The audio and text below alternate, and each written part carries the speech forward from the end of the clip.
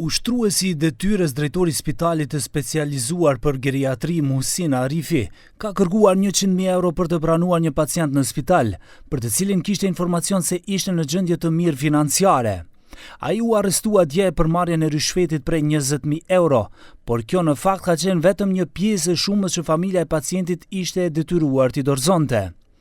Arifi disa herë ka kërkuar drejt për drejt para nga dëshmitari i rastit, i cili ishte përkujdesës deri në vdekjen e personit që ndodhej në gjendje të rëndë shëndetësore.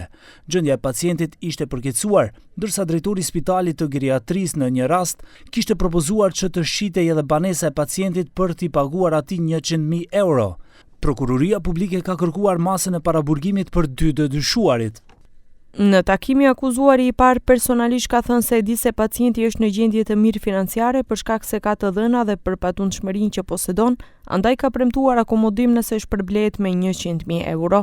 Gruaja dëshmitare ka reaguar duke thënë se janë shumë para, pas shka drejtori ka propozuar që deri te shuma e kërkuar të arrijë përmes shitjes së patundshmërisë banesës që e ka poseduar pacienti, që në fakt nuk ka qenë opsion për shkak se banesa ka qenë e përfshirë në marrëveshjen për kujdes deri në vdekje. Disa ditë më vonë gruaja që ka kërkuar akomodim për pacientin ka marrë thirrje nga i akuzuari i dytë në këtë rast, i cili ka ndërmjetësuar për marrjen e rishfetit e më pas ka pasur takim me të dhe me drejtorin Arifi. Është dakorduar që dëshmitari të jap 20.000 euro si garanci për akomodimin e pacientit në spital dhe nëse i dyshuari i parë me kontrolle konstatonte se pacienti ka edhe pronë shtesë të patundshme, të shitej që të sigurojë shuma totale e kërkuar prej 100.000 euro.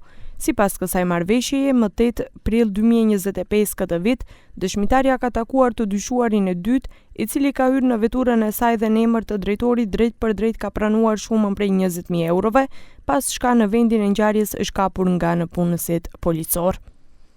Arifi paraprakisht ishte drejtori i spitalit psikiatrik të Bardocës, ndërsa u vendos në postin e ushtruesit të detyrës drejtori i geriatrisë si kuadër i ASH-së Taravarit. Dje dhe ministri Taravari u bëri thirrje organeve kompetente shtetërore për procedurë të shpejtë dhe efikase për të zbardhur rastin.